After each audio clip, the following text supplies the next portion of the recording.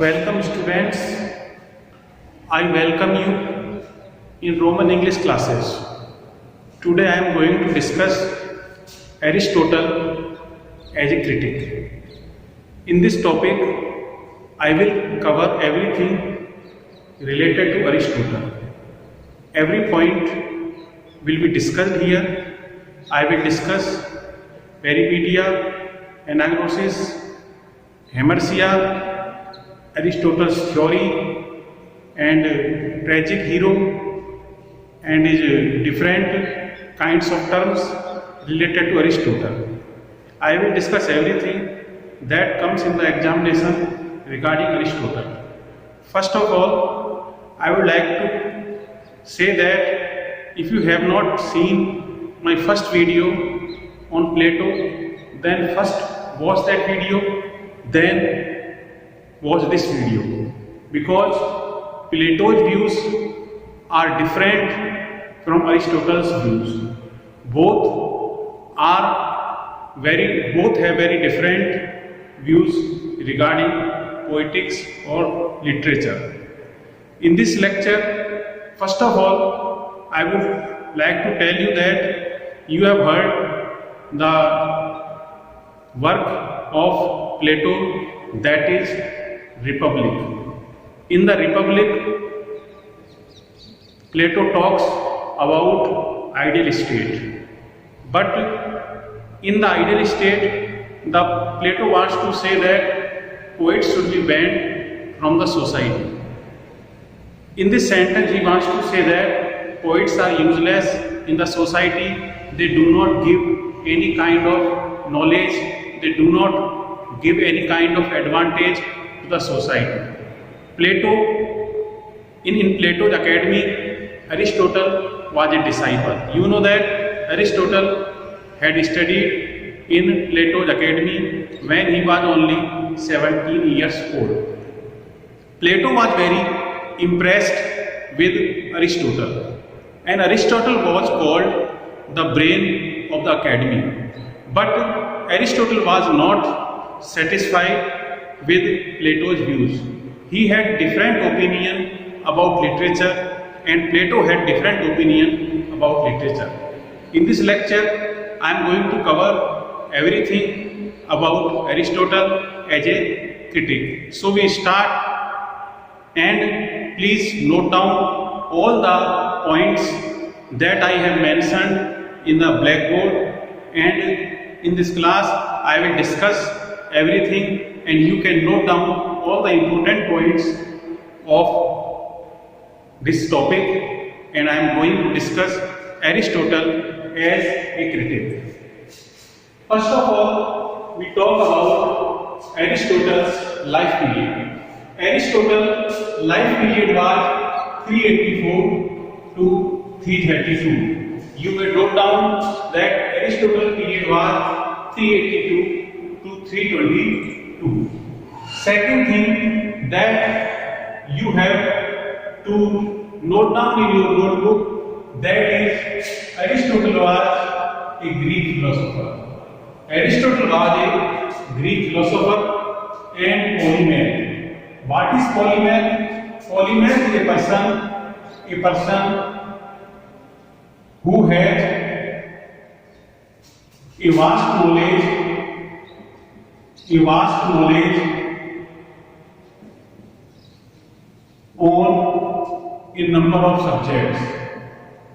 on a number of subjects, Aristotle has given his views, his ideas, his contribution has been to different topics, and he had a vast knowledge. कहने का मतलब यह है कि Aristotle जो था उसने हर क्षेत्र में अपना योगदान दिया है, चाहे पॉलिटिक्स हो, चाहे फिलोसॉफी हो, कोई भी ब्रांच ऐसी नहीं है, चाहे मैथमेटिक्स हो, कोई भी ब्रांच ऐसी नहीं है जहां मतलब एरिस्टोटल का जो कंट्रीब्यूशन है वो नहीं रहा हो. तो Aristotle has had a vast knowledge on a number of subjects. That's why he was called polymath. Second thing that you have to keep in mind, that is he was a disciple of Plato. Plato was a disciple of Plato. And Alexander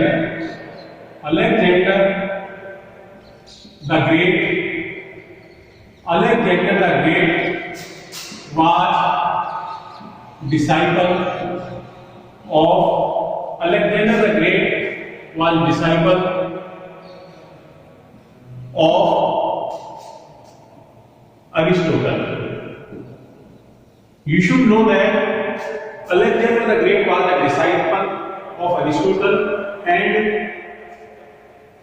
Alexander the Great was a disciple of Aristotle, and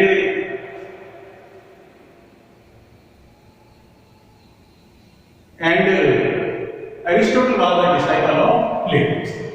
I mean to say that जो Aristotle जो था वो प्लेटो का disciple था, और Alexander great जो था वो एरिस्टोटल का डिसाइपल था.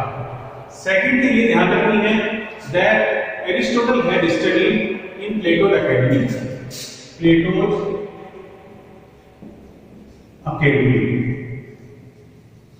अरिस्टोटल जो था प्लेटो की एकेडमी जो थी उसके अंदर उसने स्टडी किया था. Second thing, and Aristotle was called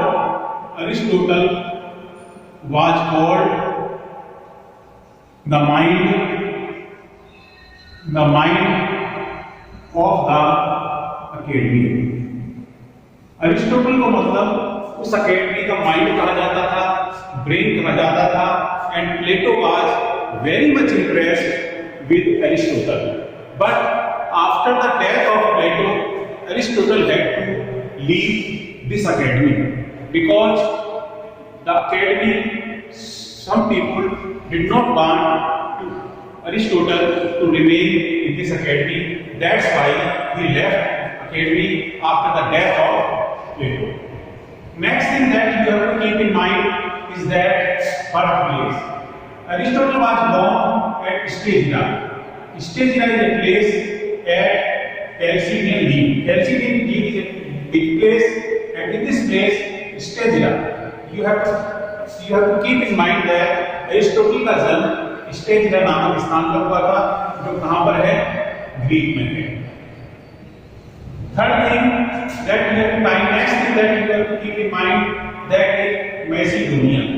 Aristotle died at Macedonia. Aristotle जो था वो मैसिडोनिया नामक प्लेस जो था वहां पर उसकी क्या हुई थी? डेथ हुई थी. Next thing, founder. Aristotle was founder of peripatetic school. मतलब क्वेश्चन आता है कि who was the founder of peripatetic school? The answer will be Aristotle. What is peripatetic school? Peripatetic school is a school of philosophy. A school of philosophy was called peripatetic school where in ancient Greece. Ancient Greece क्या?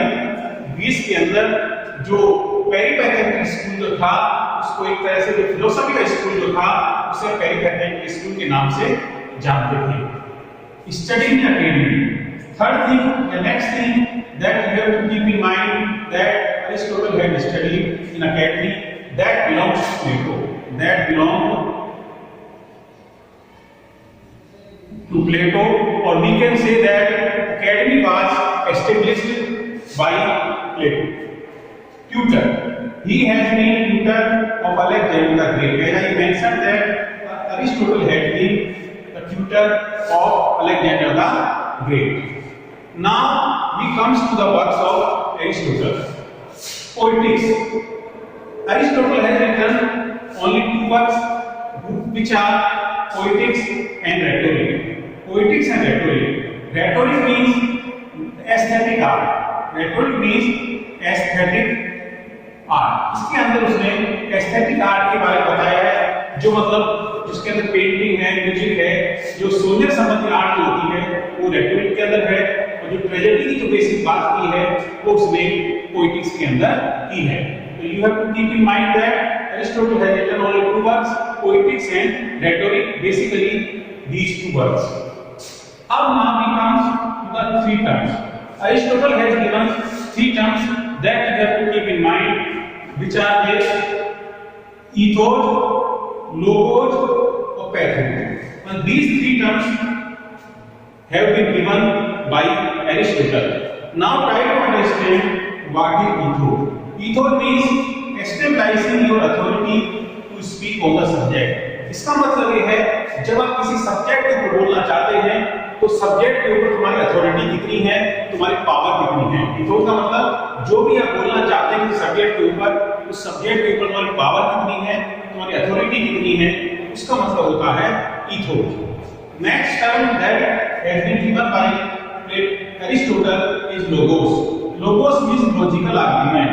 What kind of logical argument do you want to give? किसी subject के ऊपर आप कोई logical arguments देना चाहते हैं तो किस तरह के लॉजिकल आर्गुमेंट्स आप देते हैं, ये सब इसमें आता है, लोगोस में आता है.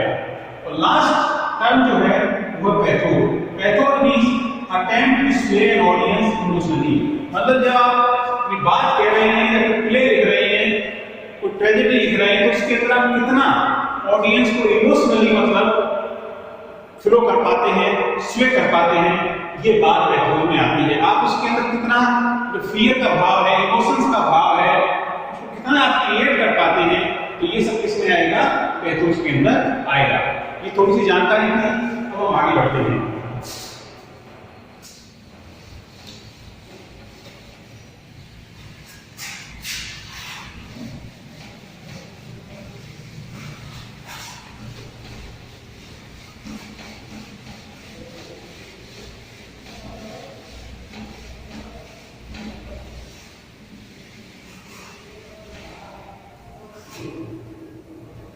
Theories.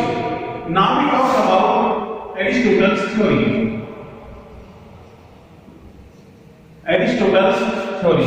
Aristotle has given basically three theories. First is syllogism. First theory that Aristotle has given, that is syllogism. Syllogism is क्या होता है, a logical reasoning. A logical reasoning. मतलब the theory of syllogism has been given by Aristotle. You have to keep in mind that these are the different theories that I am writing on the blackboard. It has been given by Aristotle. Second theory is idea of causality. Idea of causality. Idea of causality का मतलब होता है relationship between events. Relationship between events. जो आप play के अंदर events हैं उनके अंदर क्या रिलेशनशिप है, किस तरह मतलब इवेंट जो प्ले में दी गई है, एपिसोड जो प्ले में दिए गए हो, वो कैसे आपस में कनेक्टेड है, ये चीज किसमें आती है, आइडिया ऑफ कॉजेलिटी के अंदर आती है. तो थ्योरी, फर्स्ट थ्योरी हो गई सिलोजिज्म, सेकंड थ्योरी हो गई आइडिया ऑफ कॉजेलिटी, और थर्ड थ्योरी है idea of mean. Idea of mean. Idea of mean का मतलब होता है middle of two extremes. Middle of two extremes. कोई भी दो चीजें हैं उसका जो मिडिल पोर्शन होता है उसे एरिस्टोटल ने क्या कहा है, आइडिया ऑफ मीन कहा है. तो basically these three theory have been given by Aristotle. Please note down these theories in your notebook so that you may keep it as a record. Now we come to Aristotle.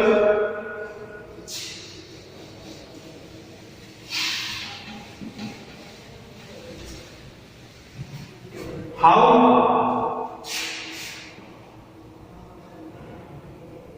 are Aristotle's views are different from Plato's views.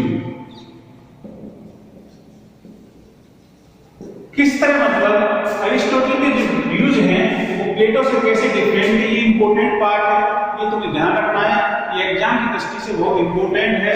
आपको पता होना चाहिए कि प्लेटो ने क्या view दिए थे और अरिस्टोटल के क्या व्यू थे. तो पहला व्यू जो है इस प्रकार है. प्लेटो कहता है, प्लेटो क्या कहता है, प्लेटो कहता है पोइट्री इज एन इमिटेशन। प्लेटो क्या कहता है? Poetry is an imitation. अब प्लेटो ये कह रहा है पोइट्री इज एन इमिटेशन, ठीक है। अरिस्टोटल भी कहता है कि पोइट्री इमिटेशन है, लेकिन प्लेटो ये क्या कह दिया? It is deceptive, it is deceptive. इसका मतलब क्या हुआ? प्लेटो ये कहना चाह रहा है पोइट्री इमिटेशन है और साथ में डिसेप्टिव है, यानी लोगों को एक चीट करती है, लोगों को एक धोखा देती है, ऐसा मतलब प्लेटो ने कहा है। लेकिन वो क्या कहता है? अरिस्टोटल क्या कहता है? अरिस्टोटल ये कहता है poetry is an imitation but it is not deceptive, it is not। Aristotle कह रहा है ठीक है पोइट्री इमिटेशन है लेकिन डिसेप्टिव नहीं है। It makes people intellectual. क्या कहता है? It makes people intellectual. Aristotle का ये कहना है कि पोइट्री ठीक है इमिटेशन है, लेकिन ये कोई जीरोक्स कॉपी नहीं है, ये कोई फोटो कॉपी नहीं है। It is an imitation of life. ये लाइफ की इमिटेशन है, इसके अंदर ऐसा लगता है कि हम लाइफ को इमिटेट कर रहे हैं। नेक्स्ट अगला विचार है प्लेटो का। अगला विचार क्या है? प्लेटो ने चेयर का एग्जाम्पल दिया था। प्लेटो ने किसका एग्जाम्पल दिया था? चेयर का एग्जाम्पल दिया था। उसके बारे में उसने क्या कहा था? Thrice removed. चेयर के बारे में प्लेटो का लेक्चर देख सकते हो, किस तरह थ्राइस रिमूव्ड होती है। कि पेंटिंग ऑफ चेयर जो होती है वो किस तरह, चेयर का मतलब painting of chair, painting of chair जो है कैसे वो थ्राइस रिमूव्ड है, ये मैंने इसी लेक्चर में बताया था। ये बात किसने कही थी? प्लेटो ने। अब अगली बात क्या कहता है अरिस्टोटल? अरिस्टोटल कहता है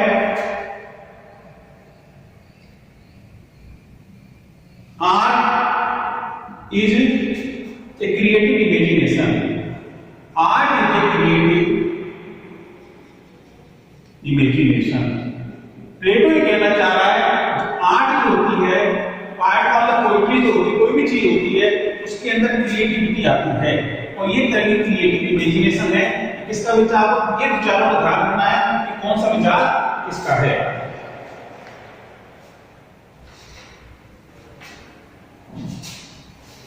नेक्स्ट आगे बढ़ते हैं।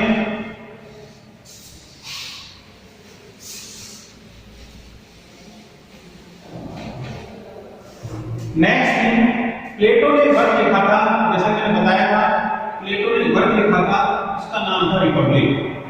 प्लेटो का एक वर्क है जिसका नाम है रिपब्लिक।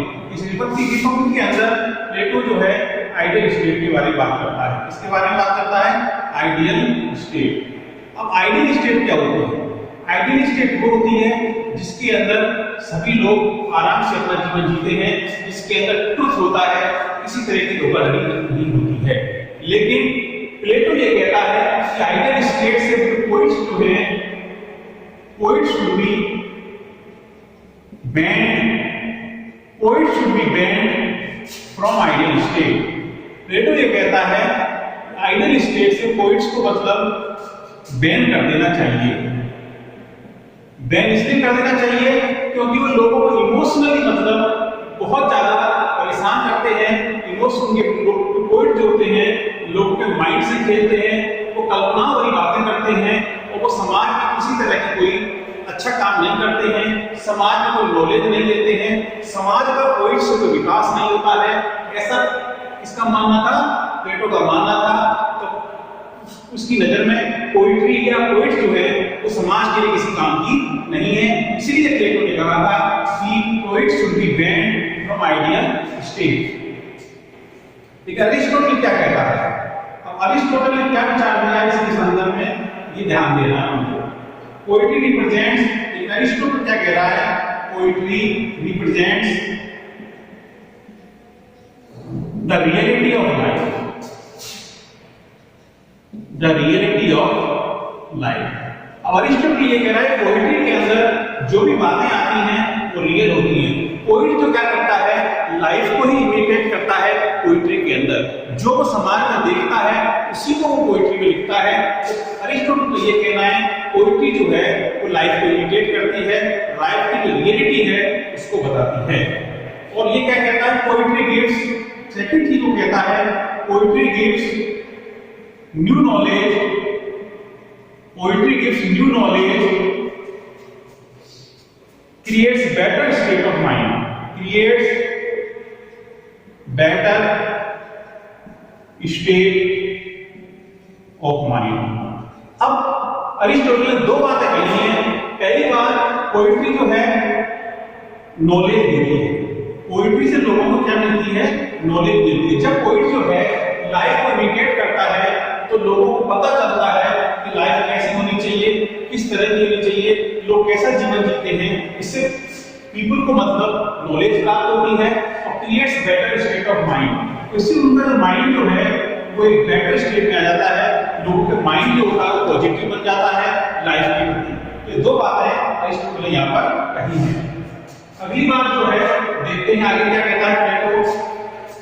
ये जो चल रहा है टॉपिक, ये डिफरेंस चल रहा है, किस तरह के अरिस्टोटल के विचार जो है प्लेटो के विचार से, मैंने दोनों का कंपैरिजन करके लिखा है यहाँ पर ताकि बात आपके अच्छी तरह में आ जाए। अब प्लेटो फिर आगे कहता है, प्लेटो आगे ये कह रहा है philosophy superior to poetry, philosophy is superior to poetry, philosophy is superior to poetry.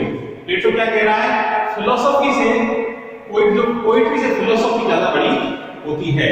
लेकिन अरिस्टोटल क्या कह रहा है,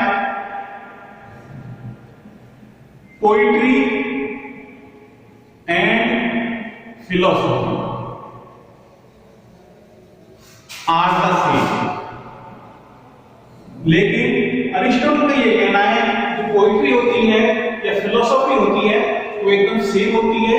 there is no difference between poetry and philosophy according to Aristotle. तो ये अरिस्टोटल ये कहना चाहता है पोएट्री क्रिएट्स फिलॉसफी, पोएट्री से ही फिलॉसफी आती है, पोएट्री के अंदर फिलॉसफी समाई होती है। पोएट्री के द्वारा हम एक अच्छी फिलॉसफी बना सकते हैं और इससे समाज का हित हो सकता है। आगे कहता है प्लेटो क्या कह रहा है, फिर प्लेटो क्या कहता है आगे, poetry makes people weaker, poetry makes people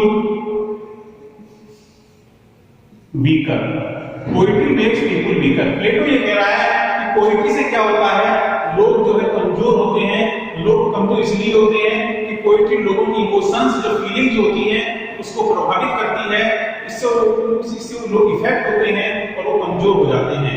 लेकिन अरिस्टोटल ये कह रहा है, अरिस्टोटल क्या कह रहा है, अरिस्टोटल कहता है एक टीचर्स सिविक क्वालिटी, पोएट्री को कमजोर नहीं होता है बल्कि ये तो प्लीज करती है, इट प्लीजेज और टीचर सिविक मोरालिटी। और अरिस्टोटल कह रहा है कि पोएट्री जो है लोगों को वीकर नहीं करती है, poetry does not make people weak but it pleases, it gives people pleasure and teaches equality and it makes people moral also. Aristotle wants to say that poetry makes people moral also. Next, आगे फिर प्लेटो क्या कहता है, poetry encourages passions, poetry encourages patience. तो प्लेटो का ये मानना है कि पोएट्री से लोगों के पैशंस होते हैं, जो इमोशंस या फीलिंग जो होती हैं वो एनकरेज होती हैं, इससे लोग प्रभावित होते हैं। लेकिन वो क्या कहता है, अरिस्टोटल क्या कह रहा है, अरिस्टोटल कह रहा है कि art is also intellectual, art हम पोएट्री से ही है, आर्ट इज आल्सो इंटेलेक्चुअल।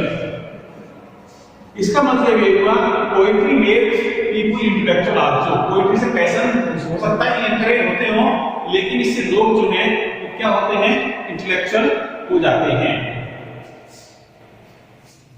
और आगे ये कहता है Aristotle, art is natural for human beings, art is natural for human being. जो मैं पॉइंट्स ये बोर्ड पे लिख रहा हूं या अपना नोट डाउन करें, ये बहुत काम के पॉइंट्स हैं। जब भी क्वेश्चन आएगा यहीं से जुड़ा हुआ आएगा, आपको ध्यान रखना है कि अरिस्टोटल ने क्या कहा है, प्लेटो ने क्या कहने की बात ब्लैक बोर्ड पे लिख दी है, ताकि आप आसानी से मतलब अपनी कॉपी में नोट डाउन कर सकें।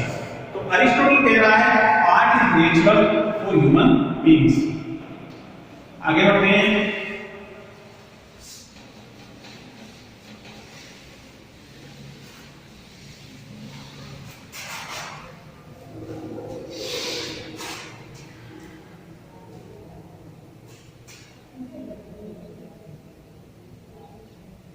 अब एक चीज अब करती है, एक बात और देखनी है अपन, डिफरेंस बिटवीन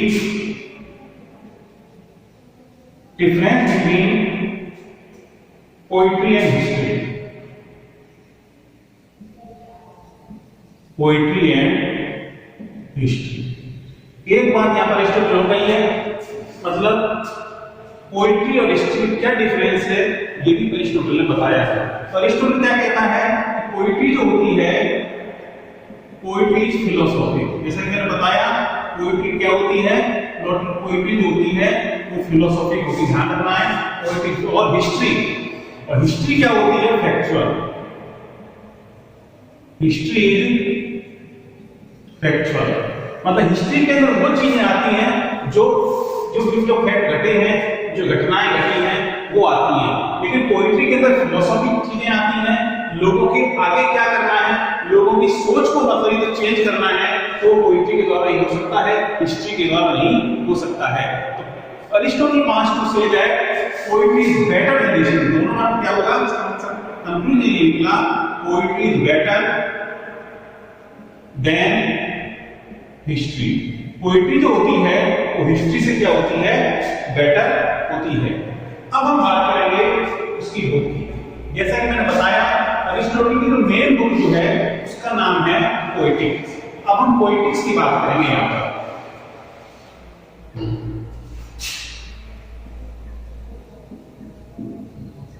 यहीं से क्वेश्चन आता है पोएटिक्स।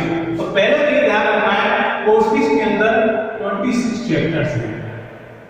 क्या ध्यान रखना है आपको, how many chapters, 26 chapters, but it is still incomplete, but it is still incomplete। Poetry के अंदर 26 चैप्टर हैं, लेकिन फिर भी क्या है, ये इनकम्प्लीट है। अब आपको मेन चीज तो ध्यान रखनी है 6 to 9 ये पार्ट ध्यान रखना है। 6 to 9 पार्ट जो है डील्स विद ट्रेजेडी। पोइट्रिक्स का जो 6 to 9 पार्ट जो है उसके अंदर मतलब ट्रेजेडी के बारे में उसकी बात की। अब हम ट्रेजेडी को पढ़ेंगे।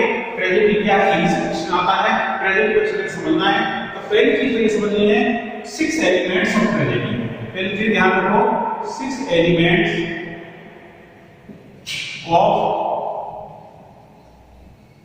ट्रेजेडी। सबसे पहले हम देखेंगे ट्रेजेडी के जो 6 एलिमेंट्स हैं वो कौन कौन से हैं। पहले बोर्ड पे लिख रहा हूं कि मैं आपको समझाऊंगा। पहला है मिथोज, फर्स्ट है मिथोज। ध्यान रखिए टर्म अरिस्टोटल ने मिथोज कहा। मिथोज का मतलब क्या होता है, प्लॉट। पहली टर्म जो उसने क्या दी है, मिथोज दी है। मिथोज का मतलब क्या होता है, प्लॉट होता है। Plot is the soul of tragedy. Plot क्या है, अरिस्टोटल कहा है plot is the soul of tragedy. Plot is the soul of tragedy. यदि प्लॉट नहीं है तो ट्रेजेडी हो ही नहीं सकती है। There should be a good plot in the tragedy. What is plot, proper arrangement of episodes. जो भी एपिसोड घट रहे हैं उनका जो प्रॉपर अरेंजमेंट है उसको हम प्लॉट कहते हैं। सेकंड चीज है इथोस। इथोस का मतलब क्या होता है, character. Character is also very important in tragedy. Next है डायोनिया, डायोनोया, इसका मतलब होता है थॉट। थॉट भी होना चाहिए। और नेक्स्ट है लेक्सिस। लेक्सिस का मतलब होता है डिक्शन या स्पीच। डिक्शन या स्पीच से तात्पर्य क्या है? जो लैंग्वेज उसमें यूज हो रही है, जो लैंग्वेज होनी चाहिए वो बहुत अच्छी लैंग्वेज होनी चाहिए, बहुत प्यारी लैंग्वेज होनी चाहिए। किस तरह की लैंग्वेज जो है वो, यदि हम पोइट्री लिख रहे हैं तो लैंग्वेज काफी फिगर ऑफ स्पीच से परिपूर्ण होनी चाहिए, काफी हाई लैंग्वेज होनी चाहिए। लेकिन हम प्रोज लिख रहे हैं तो लैंग्वेज वो होनी चाहिए जो लोग जीवन में यूज करते हैं। कहने का मतलब यह है लेक्सिकन डिक्शन से है, और डिक्शन तात्पर्य ये कहना चाह रहा है कि पोइट्री की लैंग्वेज है तो वो हाई होनी चाहिए, उसमें फिगर ऑफ स्पीच का यूज होना चाहिए। लेकिन आप प्रोज लिख रहे हैं तो सिंपल लैंग्वेज होनी चाहिए जो लोग आम जीवन में बोलते हैं। अगला है मिलोज। मिलोज का मतलब होता है मेलोडी। अब पोइट्री के अंदर मेलोडी होना भी बहुत जरूरी है। यदि पोइट्री के रिदम नहीं है, राइम स्कीम नहीं है तो पोइट्री अच्छी नहीं लगेगी, तो मिलोज होना जरूरी है। और लास्ट है ऑप्सिस। ऑप्सिस का मतलब स्पेक्टेटर। स्पेक्टेटर में रिलेटेड ऑडियंस, और जो ऑडियंस कोई कैसे होनी चाहिए जो ऑडियंस को मतलब पूरी तरह प्रभावित करे, पूरी तरह उनको इमोशनली मतलब प्रभावित करे। इस तरह मतलब ट्रेजेडी के उसने 6 एलिमेंट्स बताए हैं, आपको ध्यान रखने हैं। मिथोस का मतलब क्या होता है? प्लॉट। इथोस का मतलब कैरेक्टर। डायनोनिया का मतलब थॉट। लेक्सिस का मतलब डिक्शन या स्पीच। मिलोज का मतलब मेलोडी। ऑप्सिस का मतलब स्पेक्टेटर। इन टर्म्स को तुम्हें ध्यान रखना है। अब आगे बढ़ते हैं अपन।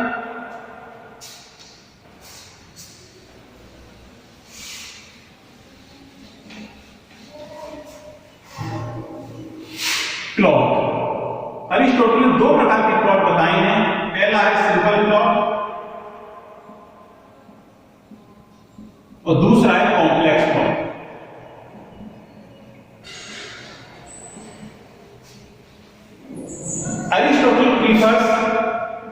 Aristotle prefers complex plot. Complex plot in which reversal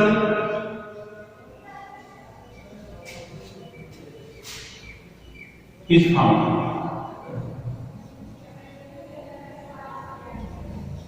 मतलब रिवर्सल जो होता है वो कॉम्प्लेक्स प्लॉट में आएगा। रिवर्सल जो है घटना को दोहराव जो है दोहरान जो कॉम्प्लेक्स प्लॉट में आएगा, सिंगल प्लॉट में नहीं आएगा। तो आप ये ध्यान रखना है कि आपको विच प्लॉट अरिस्टोटल प्रीफर्स, तो आपका आंसर होना चाहिए कॉम्प्लेक्स प्लॉट। तो कॉम्प्लेक्स प्लॉट ये भी हो सकता है। एनालिसिस बताऊंगा भी क्या होती है, पेरिफेरी क्या होता है। पेरिफेरी एनालिसिस का यूज जो मतलब जो होता है बेसिकली कॉम्प्लेक्स प्लॉट में ही होता है। ये भी टर्म्स को बताऊंगा इनका यूज कैसे कहां होता है। अब हम आगे बढ़ते हैं। अब यूनिटी।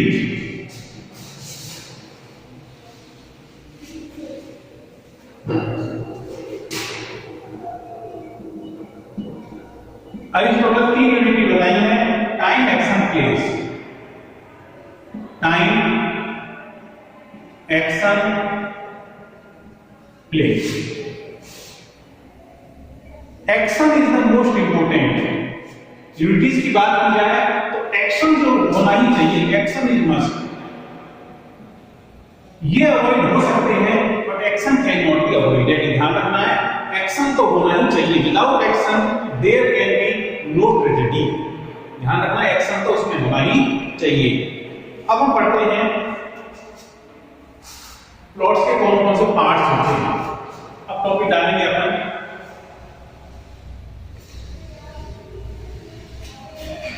Parts of plot.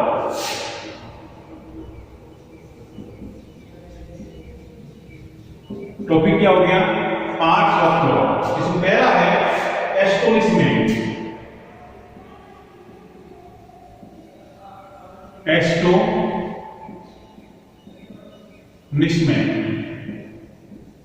इसका मतलब होता है सरप्राइज। प्लॉट के अंदर एस्टोनिशमेंट होना चाहिए, प्लॉट के अंदर सरप्राइज का होना बहुत जरूरी है। तो ये पार्ट्स हैं, और सरप्राइज कैसा होना चाहिए? वैलिड होना चाहिए। ये ध्यान रखना है, वैलिड सरप्राइज ही रहेगा कि वैलिड सरप्राइज नहीं रहेगा। नेक्स्ट है एनाग्नोसिस।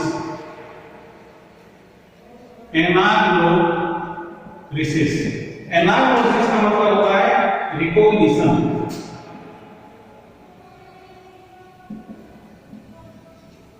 या अपन कह सकते हैं movements of discovery. Movements of,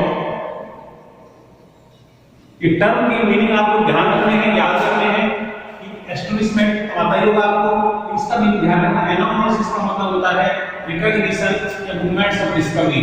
जब कोई कैरेक्टर है, कोई चीज डिस्कवर होती है तो उसको क्या कहते हैं? एनाग्नोसिस कहते हैं।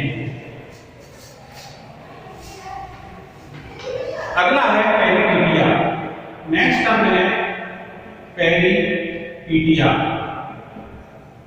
पेरिपीडिया का मतलब होता है reversal of situation. Reversal of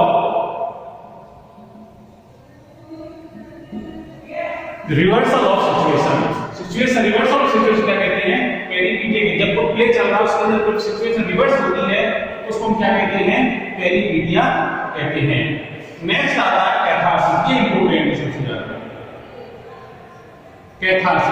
catharsis का मतलब होता है प्यूरिफिकेशन।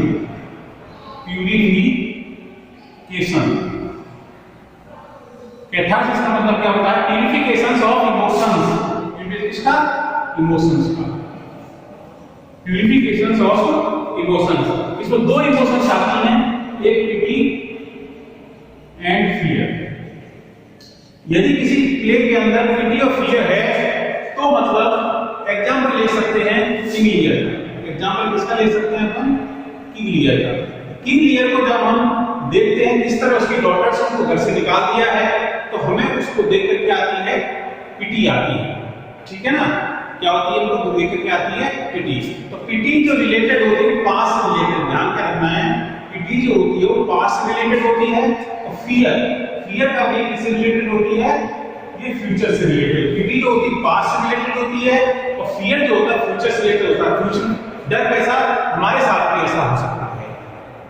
सुनेगा? तो किंग लियर के साथ हो रहा था, उसको देखकर तो पिटी आएगी, लेकिन उसके मन में ये रहेगा कि ऑडियंस जो है उसके मन में रहेगा ऐसा हमारे साथ भी हो सकता है।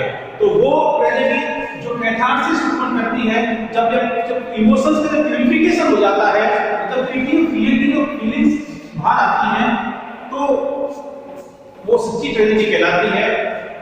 अरिस्टोटल के अनुसार ट्रेजेडी के अंदर कैथारसिस का होना बहुत जरूरी है। अब हम आगे बढ़ते हैं।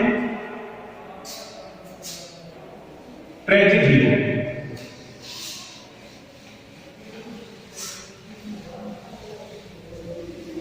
अगला टॉपिक अपना quality of A tragic hero.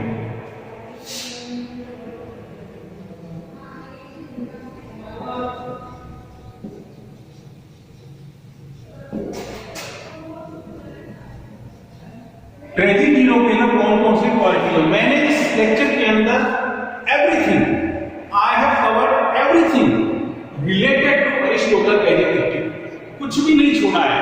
मैंने सब कुछ एक लेक्चर के अंदर इंक्लूड कर दिया है, और इससे बाहर कुछ भी नहीं है। यदि लेक्चर के नोट्स बना लिए तो आप ये समझ लेना, अरिस्टोटल से कोई भी क्वेश्चन आएगा आप इसको कर पाओगे। तो आपको ध्यान रखना है quality of A tragic hero. कौन कौन सी क्वालिटी होनी चाहिए? उसमें 5 क्वालिटी बताई हैं। पहली चीज है हाई स्टेटस। फर्स्ट क्या कह रहा है वो? High status. जो हीरो होगा ट्रेजेडी का, उसका स्टेटस कैसा होना चाहिए? हाई होना चाहिए। सेकंड थिंग गुड, उसका कैरेक्टर अच्छा होना चाहिए, ये वो बात कर रहा है। तीसरा हेमर्सिया। हेमर्सिया का मतलब क्या होता है? Tragic flow.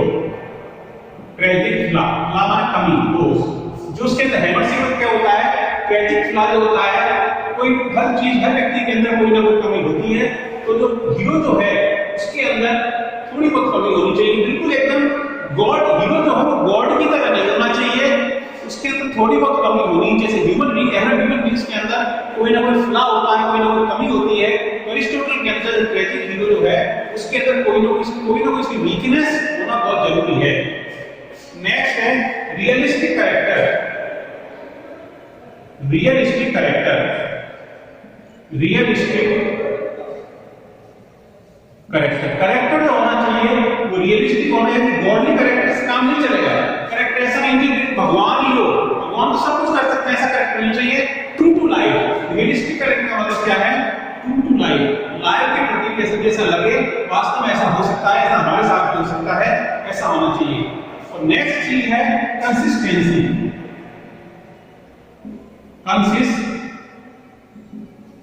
कैरेक्टर के अंदर कंसिस्टेंसी मेन पॉइंट है, कंसिस्टेंसी होना बहुत जरूरी है।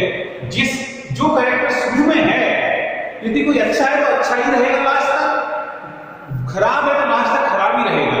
उसमें चेंज के लिए चेंज यदि आता है तो उसके प्रति उससे मतलब अरिस्टोटल जो सहमत नहीं है। तो कैरेक्टर के अंदर कंसिस्टेंसी है वो होना बहुत जरूरी है। अब लास्ट की तरफ चल रहे हैं।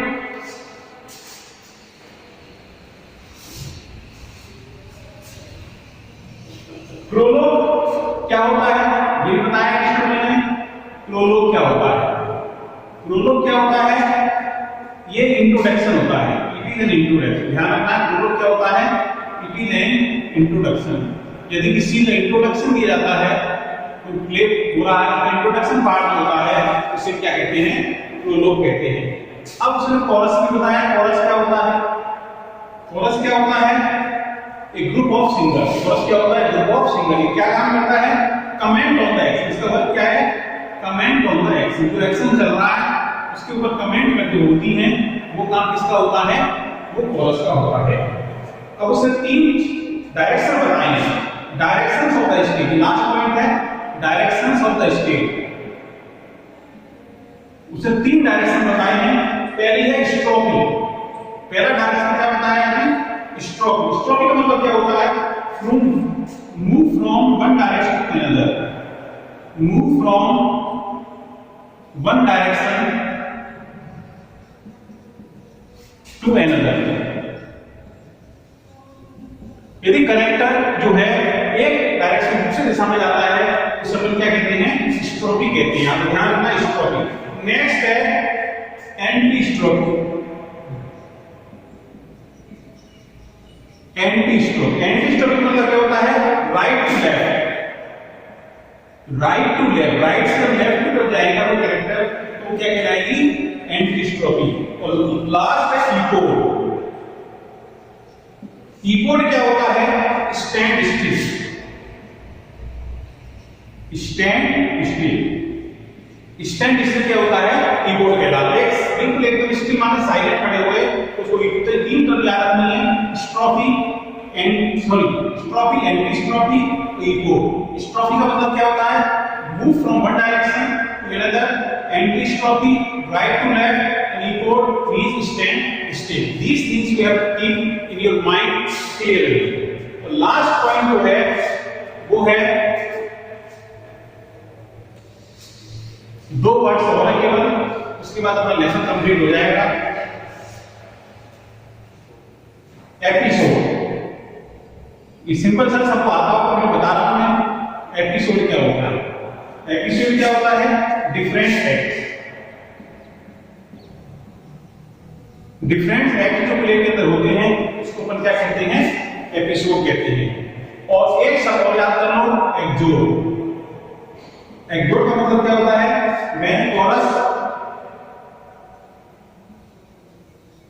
When chorus has exited